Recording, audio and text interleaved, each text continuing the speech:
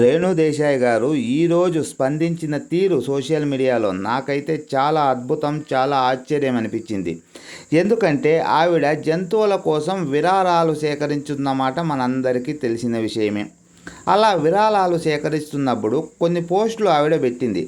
ఆ పోస్ట్కి ఒక అభిమాని సమాధానం చెబుతూ, మీది కూడా మా పవన్ కళ్యాణ్ లాగానే గోల్డెన్ హార్ట్ అని చెప్పేసి పెట్టాడు, మీది చాలా బంగారమైనటువంటి మనసు అనే అర్థంతో.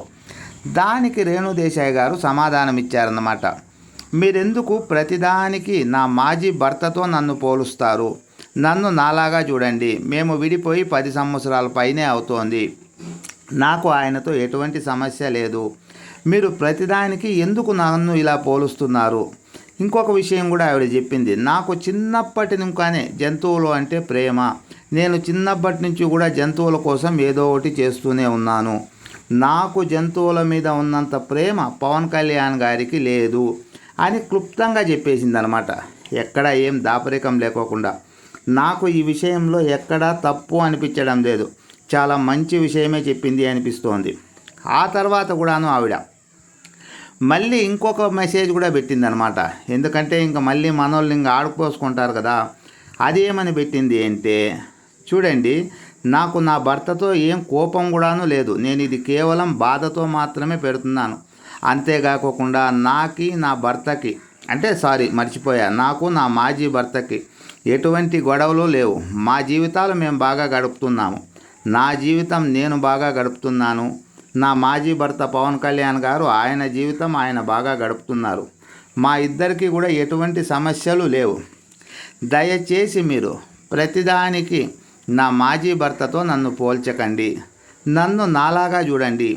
నా భావాలను గుర్తించండి అని పెట్టిందనమాట. నేను ఎందుకు ఈ చిన్న విషయం పైన కూడా వీడియో చేస్తున్నాను అంటే, సహజమే కదా. సాధారణంగా వాళ్ళిద్దరూ విడిపోయారు. ఈవిడ కూడాను పవన్ కళ్యాణ్ని మర్చిపోవడానికి చాలా ప్రయత్నాలు చేసి ఉంటుంది. మొత్తానికి మర్చిపోయి ఉంటుంది. ప్రతిసారి చీటికి మాటికి గుర్తు చేస్తూ ఉన్నట్లే కదా ఈ విషయము. మనం సాధారణంగా మాట్లాడుకుందాం. మనం ఏదైనా ఒక విషయాన్ని మర్చిపోయిందాము అనుకుందాం, పూర్తిగా మర్చిపోయాము అనుకుందాం. అది ఏదో రోజుకు ఒకసారి గుర్తుకొస్తేనో లేదా ఎవరైనా గుర్తు చేస్తేనో పర్వాలేదు. మనం ఎక్కడికి వెళ్ళినా, రోడ్లేకి పోయినా, లేకుంటే బేజారై సోషల్ మీడియా లేక అడుగుపెట్టినా, ఫేస్బుక్ లేక అడుగుపెట్టినా, వాట్సాప్ లేక అడుగుపెట్టినా, ట్విట్టర్ లేక అడుగుపెట్టినా, ఇన్స్టాగ్రామ్ లేక అడుగుపెట్టినా, యూట్యూబ్లో కామెంట్లు చూసుకుందాము అని చూసుకున్నా, ఎక్కడ చూసినా పదే పదే పదే పదే అదే విషయం మనకు కనిపిస్తూ ఉంటే మనకు కొంతైనా బాధ కలుగుతుంది కదా. ఇదే బాధ రేణు దేశాయ్ గారికి కూడా కలిగింది. ఇక్కడ ఎవరిని తప్పుపట్టాల్సిన అవసరం అయితే లేదు. చూడండి, దీనినేమో తలరాత అని కూడా పిలుస్తారు మనం. నేను ఎందుకు ఈ మాట అంటున్నాను అంటే, అభిమానులకు కూడా ఏమన్నా తెలుసునా?